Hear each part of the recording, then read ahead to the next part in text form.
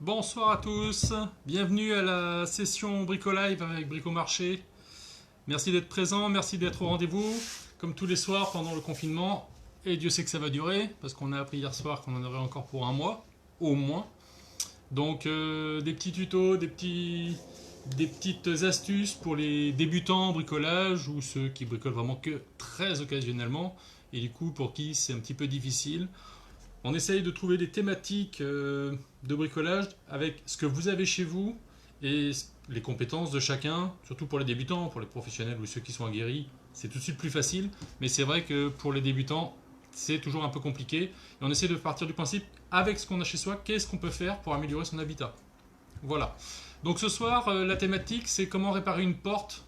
Alors réparer une porte, c'est un grand terme, surtout des portes intérieures. Les portes en bois, quand ça grince, ça couine, ça frotte, ce genre de choses, quand c'est un petit peu gonflé, que ça a du mal à rentrer. Donc voilà, ça va être la thématique de ce soir. N'oubliez pas que demain, toujours sur la page de Bricomarché, on va voir comment réparer une poignée. Poignée de porte, intérieure, c'est pareil, ça peut être aussi poignée de porte pour l'extérieur. Les poignées de tiroir, ce genre de choses, parce qu'il y a plusieurs types de poignées. Et jeudi, ce sera sur la page Facebook de mon coach Brico pour savoir comment percer du carrelage ou la faïence, ce qui peut être très pratique, même pour les débutants, surtout pour les débutants, quand on veut fixer quelque chose dans la salle de bain ou sur dans une cuisine ou ce genre de choses. Voilà.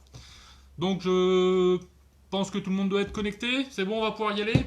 Alors, ce soir, pour réparer une porte, donc je vais pouvoir tourner la caméra. Il va vous falloir quelques outils, mais vraiment des choses assez basiques. Tout premier lieu, je vous en ai parlé hier soir, un produit qui est très courant, qu'on trouve un petit peu partout. Ça s'appelle du WD-40. C'est le produit à avoir absolument chez soi, parce que c'est un produit dégrippant, graissant. C'est vraiment le passe-partout. Vous avez une poignée qui bloque, vous avez quelque chose en métal qui, qui se met mal, en fait, tout simplement. Ça, c'est en pulvérisation. Alors, soit par principe de bombe, soit vous êtes toujours livré avec un petit tube que vous venez enfiler sur la buse, et en fait, ce qui permet d'être plus précis. Donc ça, le WD-40, c'est un produit qui est très très très pratique à avoir chez soi. Je vous le conseille, on en trouve vraiment partout. Bricomarché le fait évidemment, mais autrement, vous pouvez le trouver aussi dans votre petite quincaillerie du coin, les grandes surfaces, un petit peu partout. Ça, c'est la première chose quand c'est vraiment grippé. Quand ça couine, quand ça grince, quand on a du mal, que ça fait du bruit surtout, on va utiliser un produit qui est beaucoup plus courant. C'est de l'huile fine. Alors, si vous n'avez pas d'huile fine, pas de panique, courez pas, sortez pas de chez vous, on vous a bien dit restez chez vous. Partez plutôt avec de l'huile d'olive ou de l'huile pour la cuisine, tout simplement, ça marche très bien aussi. Je vais vous faire voir comment l'appliquer sans en mettre partout, surtout ça. L'avantage de l'huile fine, c'est que c'est une huile qui est très très fine, elle porte bien son nom, et du coup elle rentre bien dans tous les interstices. Pour ce qui est des portes qui sont un petit peu gonflées ou ça rentre plus dans le chambranle. Le chambranle, c'est le contour de la porte ou de la fenêtre. Donc ça, c'est le contour, c'est la structure dans laquelle vient s'incruster la porte ou la fenêtre. Quand c'est gonflé et que ça bouge et que ça bloque un petit peu, vous allez avoir deux solutions. La petite ponceuse d'angle qui va vous permettre d'enlever un tout petit peu de matière de façon à ce que ça ne bloque plus. Ça, c'est la première chose. Et quand c'est vraiment trop important, à ce moment-là, on revient à l'ancienne. Ça, souvent, les grands-parents en avaient un. C'est un rabot. Il faut mettre la table, le mieux c'est de la mettre à la verticale ou la fenêtre à la verticale. Si on ne peut pas, on le fait à l'horizontale. Et on vient enlever des copeaux de bois qui permettent de diminuer de la matière un peu plus fortement. Si vous n'avez pas, avec la ponceuse et un grain de papier assez petit, c'est-à-dire grain 40, vous allez pouvoir enlever de la matière assez fortement. Plus on monte dans le grammage du papier, le grain classique qu'on va trouver, c'est 40, 60, 80, 120, 240 et on peut encore monter. A savoir que plus le numéro est petit, plus le grain est gros. Je vous explique juste pourquoi. En fait, c'est uniquement la quantité de grains de silice qu'il y a au centimètre carré. Bonsoir à tous, je vois qu'il y a plein de bonsoirs, c'est sympa. En fait, c'est le nombre de grains au centimètre carré. Quand il y a un grain 40, c'est 40 grains sur 1 centimètre sur 1 centimètre. Et quand c'est du 120, c'est 120 grains au centimètre carré. Donc vous doutez bien que plus il y a de grains, plus il faut que les grains soient petits. C'est pour ça que ça ponce plus fin. Tout simplement. Donc ça, la petite ponceuse, on a tous chez soi. Si on n'a pas la petite ponceuse électrique, on peut le faire avec du simple papier à poncer, de la tôle émery, et on peut gratter tout simplement. D'accord ? Autre petite chose que vous pourrez avoir besoin en fonction de vos ouvertures, ce sont des rondelles. parce que souvent ça bloque, ça frotte au sol, ou ça frotte en bas du chambranle, uniquement parce qu'au niveau des gonds, c'est un petit peu trop juste. Alors il y en a certaines sur les portes ou les ouvertures nouvelles, on peut les régler, pour les augmenter ou les diminuer. Sur les anciennes, quand on fait de la réno, souvent il n'y a pas. Donc il faut juste dégonder la porte ou la fenêtre, mettre une petite rondelle à chaque gond, on repose la porte ou la fenêtre, et ça rentre impeccable. Donc ça, la petite rondelle, on l'a souvent chez soi, ça coûte pas bien cher, c'est quand même très très très pratique. Voilà, pour ce qui est de déposer quand ça grince, ça couine, une petite astuce. Alors, si vous faites ça avec de l'huile que vous avez chez vous, quelque chose qui est très pratique. Si vous avez du WD-40, vous pulvérisez, vous prévoyez un essuie-tout à côté, parce que ça risque de couler un petit peu. Si vous n'avez pas et vous avez que de l'huile chez vous, un petit outil très pratique, le coton-tige. Et ça, je sais que tout le monde en a chez soi, c'est obligatoire. Le coton-tige, vous mettez un petit peu d'huile, huile de cire, ce que vous voulez, dans un petit bol ou dans un petit pot, même dans le capuchon, vous trempez votre coton-tige et vous venez graisser les endroits qui ont besoin d'être huilés, tout simplement, et ça va permettre à la porte d'arrêter de grincer.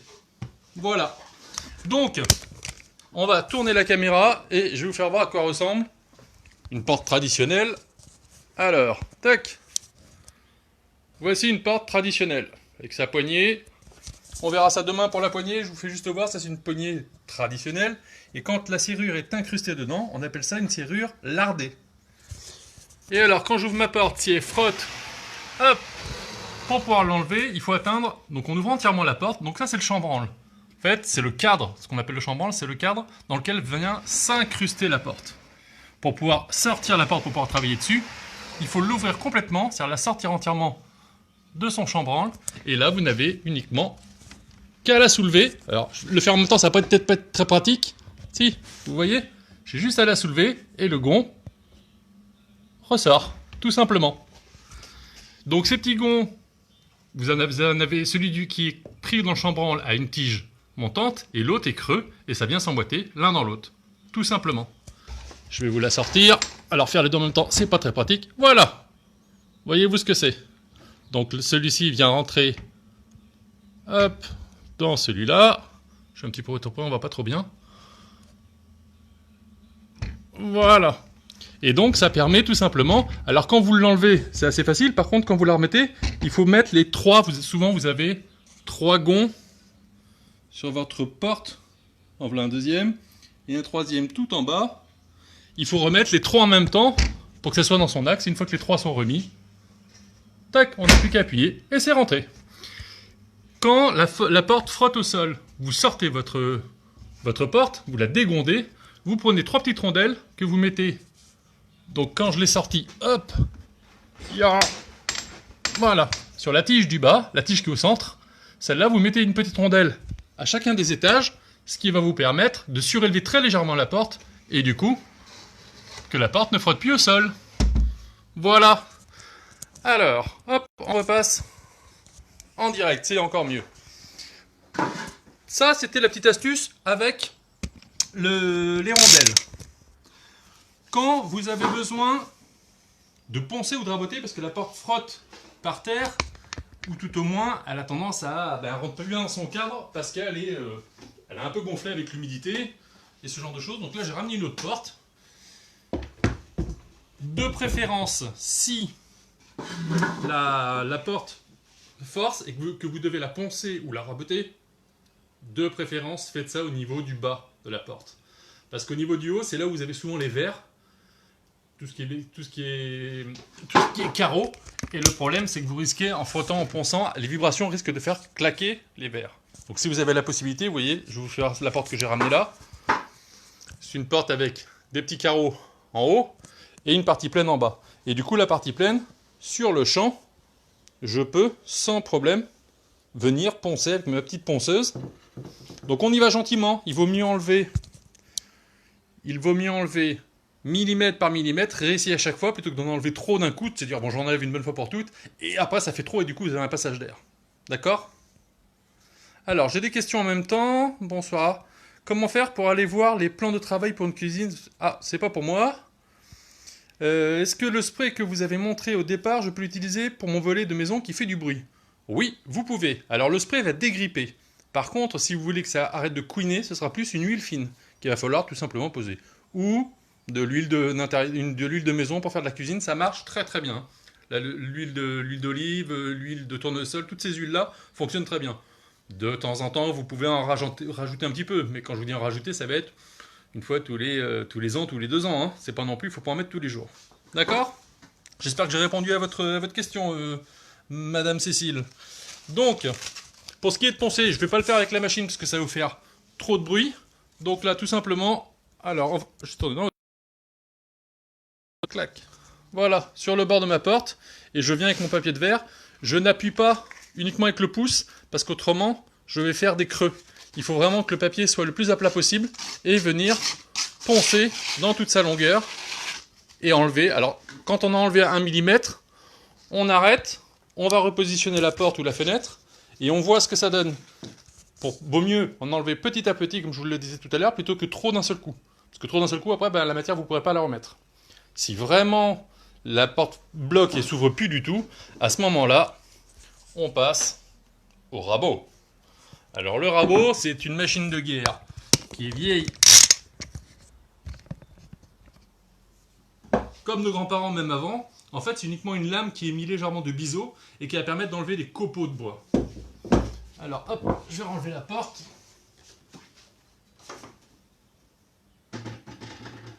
Tac.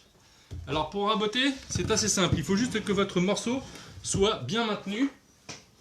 Alors pour ça, je vais prendre un petit serre-joint qui va me permettre de le maintenir pendant l'opération de rabotage et ainsi éviter que ça bouge. Donc le serre-joint, c'est pareil, c'est un outil qu'on a souvent chez soi qui est quand même très très très pratique. Donc on vient mettre le serre-joint, on le prend sur un plan, hop, et on vient le serrer, ce qui permet de bloquer complètement la pièce. Et le rabot, quand vous avez besoin, là je ne vais pas vous le faire, je vais juste vous faire voir. Vous le tenez bien à l'avant et à l'arrière, vous réglez la profondeur de votre lame. Alors ça c'est un vieux rabot qui appartenait à mon grand-père, mais il existe plein de rabots maintenant modernes, ça ne vaut pas grand-chose. Et vous le plaquez, en fait la platine vient se plaquer au sol et la lame ressort que très très peu, et ça va permettre d'enlever les copeaux. Voilà ce que ça enlève. Du petit copeau, et ce qui permet de diminuer l'épaisseur de votre bois. Vous pouvez le faire sur les 4 côtés, sur les quatre tranches de votre porte ou de votre fenêtre. Un petit passage, vous en enlevez un petit peu, et vaut mieux y aller petit à petit. Toujours pareil. D'accord? Alors, pour ce qui est de la porte qui grince ou qui couine, ce dont je vous parlais tout à l'heure, je vais reprendre la vidéo. Hop. Pour passer du WD-40. Donc le produit, ça très simple, vous mettez le petit bec diffuseur, c'est-à-dire la petite tige qui vous permet d'accéder au petit recoin. Et ça, vous